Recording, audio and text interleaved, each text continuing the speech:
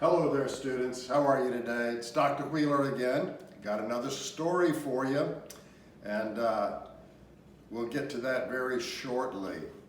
I hope you're having a really good time at school, learning a lot, and we'll have just a few minutes here where we can relax and hear a good story. But I hope it teaches you a few things also, maybe about another country, the animals in that country. And it also, I hope, will teach a lesson about trying new things, not being afraid to try some new things. Okay, well, lots of things for you to think about there, but let's get started on the story. This is called the Koala Who Could.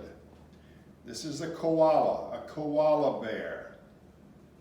The Koala Who Could. And this is written by Rachel Bright and illustrated by Jem Field. The Koala Who Could. In a wonderful place where the day was just dawning and the breezes blew soft on a warm golden morning, in a place where the creatures ran wild and played free, a koala called Kevin clung to a tree. Do you see Kevin? There's Kevin clinging to the tree. And we know that we're in a country where there are kangaroos, dingoes, which are wild dogs, and right there is a little wombat. Do you know what country we're in? Australia, yes. A nicer gray fellow you never would meet, as soft as a soft thing from ear tufts to feet. His favorite way to relax in the sun was to cling and to nap and to munch a leaf bun. And after all this, well, he'd need a nice rest. Yes, Kevin liked sticking to what he knew best. Do you know what kind of tree this is? It's a eucalyptus tree. That's what koala bears like to eat, is the eucalyptus leaf.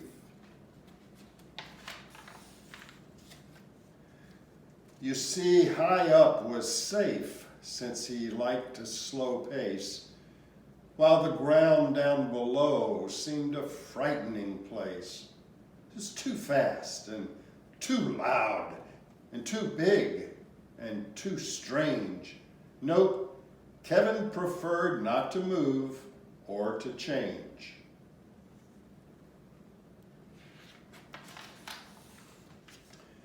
So he clung to his tree as he knew what to do, and was never too keen to try anything new.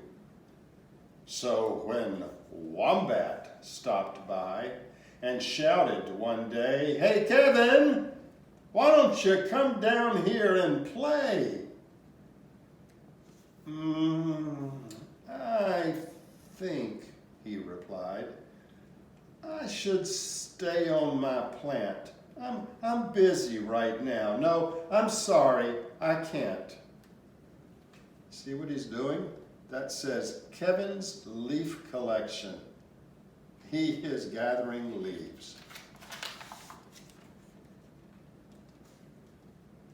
"Why not?" cried the roos, those are kangaroos, with a super loud cheer. "Yes, why?" called the dingoes. "There's nothing to fear." But Kevin, who'd never been one to act fast, said, "I've clinging to do, but it's nice that you asked." Still up there clinging to his tree. As Kevin sat watching them chatter and share, a part of him wished he could join in down there. The kangaroos, the dingoes, They're all there by the campfire, just having a wonderful time, but Kevin is still up there in his tree. But he knew he'd miss home. It was dark and so late. The whole thing was risky. Adventure could wait. Whatever the invite, he'd always say no. Oh dear, it seemed to Kevin just couldn't let go.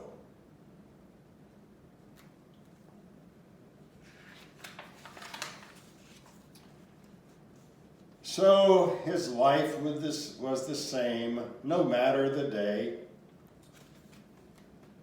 The weeks came and went, and the months rolled away. And Kevin stayed still while the world moved around until he awoke to a worrying sound.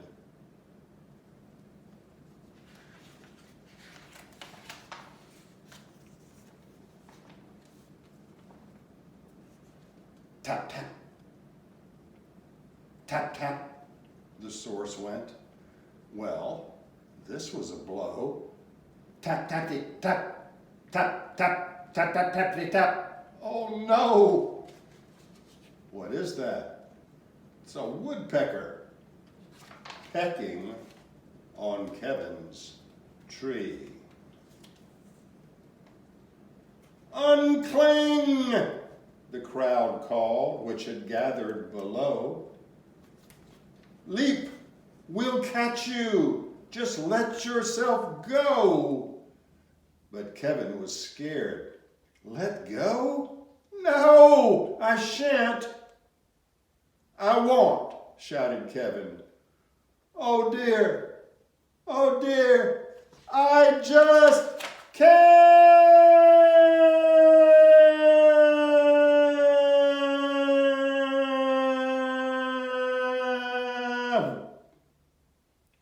Down came the tree, and with it was bringing, crash and a wallop, a Kevin still clinging.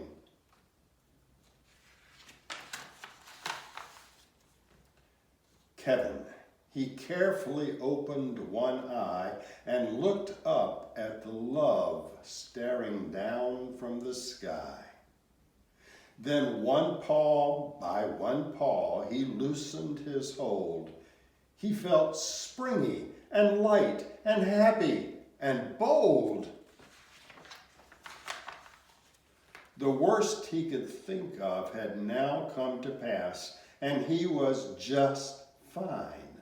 Why, he felt quite first class. So when Wombat leaned over and held his paw out, Kevin no longer felt worry or doubt.